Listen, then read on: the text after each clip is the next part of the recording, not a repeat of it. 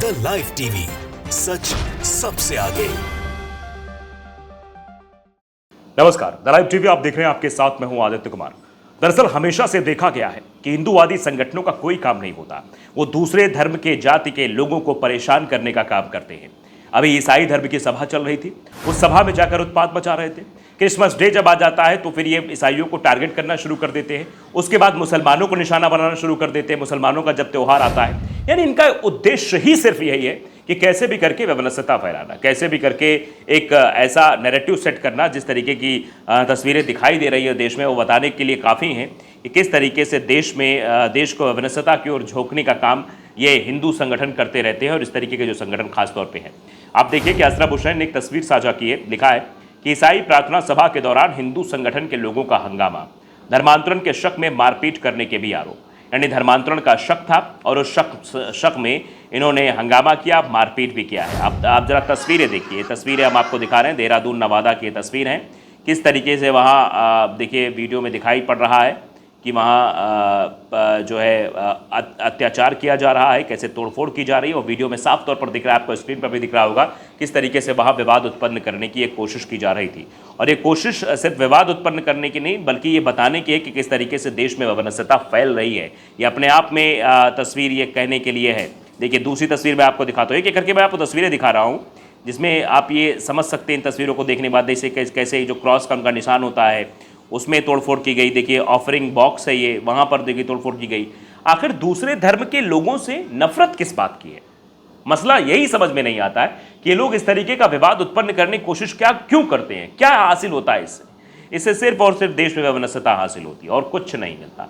ये दरअसल जो नफरत के बीज हैं वो इतने ज़्यादा बो दिए हैं कि दूसरे धर्म के लोग, दूसरे समुदाय के लोग अगर कोई भी काम करना चाहते हैं, वो अपने धर्म के अनुसार, वो अपने जो उनकी मान्यताएं हैं उनके अनुसार काम करते हैं, तो ये अपना उस पर थोपना चाहते हैं कि भारत देश में आप ऐसा नहीं कर सकते हो। जबकि आप जानते हैं कि भारत देश सभी धर्मों का सम्मान करने वाला देश है। अभी हाल फिलहाल में आपने देखा कि मुसलमानों की पुलिस में दाढ़ी रखने को लेकर विवाद हुआ। मद्रास हाईकोर्ट का फैसला आता है कि हम सभी धर्मों को जब मानते हैं तो वो दाढ़ी क्यों नहीं रख सकते हैं ये। लेकिन आप समझिए कि मुसलमानों को हमेशा से निशाना बनाना, ईसाइयों को हमेशा से निशाना बनाना, यही दरअसल काम है इन लोगों का। और इस काम में ये लोग माहिर माने जाते हैं और इस तरीके की हरकतें करते रहते हैं। अब देखिए लोग भी इस पर रिएक्शन दे रहे हैं।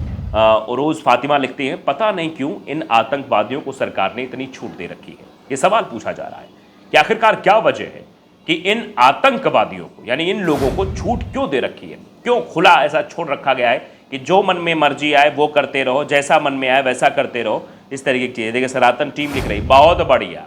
बेबी दास लिख रही, थैंक्स फॉर कवरेज, मतलब इसकी कवरेज हुई है, बहुत अच्छी बात है, इसकी कवरेज होनी चाहिए, ये बात कही जा रही बेबी दास द्वारा। लेकिन सनातन टीम लिख रही, बहुत बढ़िया, मतलब इन लोगों को तनिक भी कानून, लोकतंत्र, तनिक भी कोर्ट कचहरी का डर नहीं है कि दूसरे धर्म के लोगों को हम मारे पीटे, तो बहुत बढ़िया काम है, वाह गुड जॉब। प्रदीप शर्मा लिख रहे हैं, वाह गुड जॉब।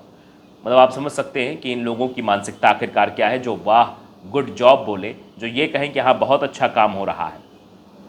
सोहब खान लिख रहे हैं कि ऐसे मामले में एक के बाद एक आते रहेंगे जब कोई ठोस कदम नहीं उठाए। ये बड़ी बढ़िया बात बोली है कि जब तक इस पर कोई ठोस कार्रवाई नहीं, ऐसी कार्रवाई नहीं हो जाती जिससे एक संदेश जाए कि इस तरीके के करने वाले, इस तरीके कांड करने वाले लोगों के खिलाफ कड़ा से कड़ा कदम उठाया जाएगा, तब तक ये लोग नहीं टिकेंगे, तब तक ये लोग इस तरीके की करते रहेंगे। सुधीर कुमार लिख रहे हैं, नकली कन्वर्टेड मुसलमान और ईसाई बहुत खतरनाक होते हैं।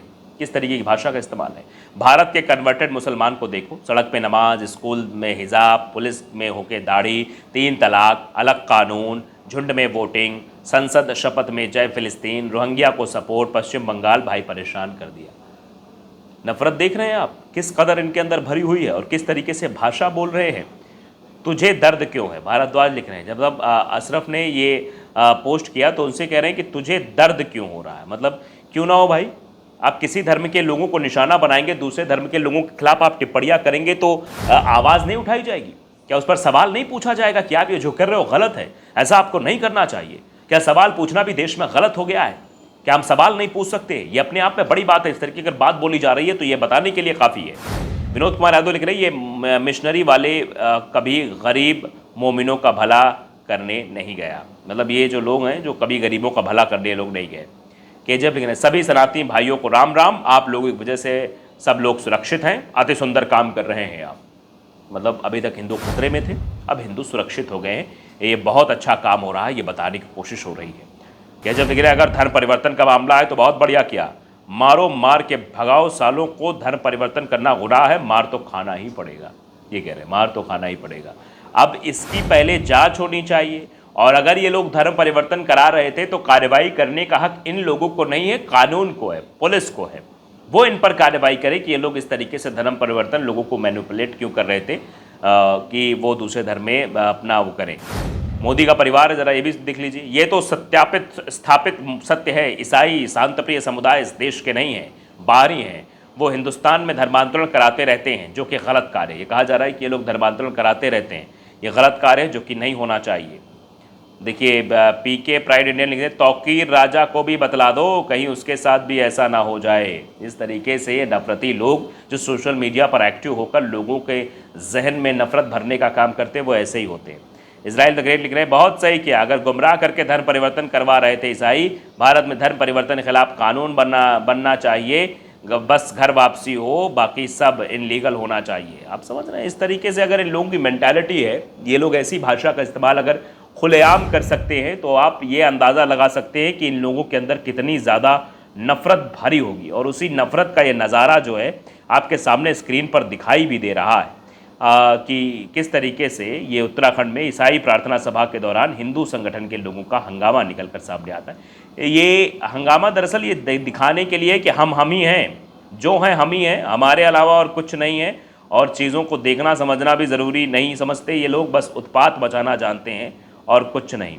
तो ये उत्तराखंड का मामला, उत्तराखंड में ऐसा हुआ है कि, और हमेशा ऐसा होता रहा है। अब 22 अगस्त 2023 की खबर मैं आपको दिखाता हूँ।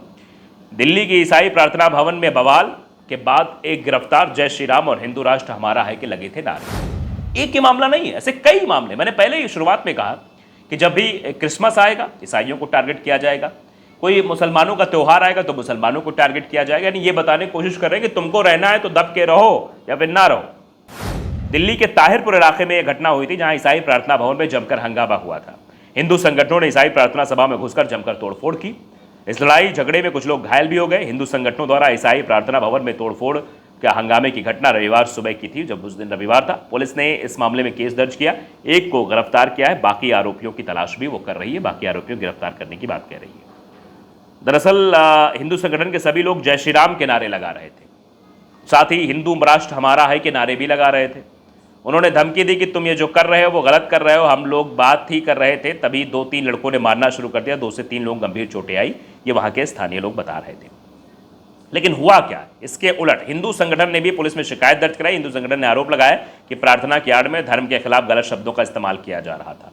पुलिस ने दोनों पक्षों की शिकायत कार्रवाई करते हुए FIR दर्ज की है। इलाके में मौजूद अन्य धार्मिक स्थलों, खासकर चर्च और पैरामिलिट्री फोर्स की तैनाती है। पुलिस में कार्रवाई करते हुए हंगामे में एक शामिल शख्स को गिरफ्तार भी किया गया। तो ये लगातार ऐसी घटनाएं आती रहती हैं जो बताने के लिए काफ़ी हैं कैसे लोगों को परेशान किया जाता है, दूसरे धर्म के लोगों को टारगेट किया जाता है, उनको निशाना बनाया जाता है। द लाइव टीवी को अगर आपने सब्सक्राइब नहीं किया जरूर करें, बेल आइकन दबाएं ताकि सच खबर आप तक पहुंचती रहे। नमस्कार। द लाइव टीवी, सच सबसे आगे।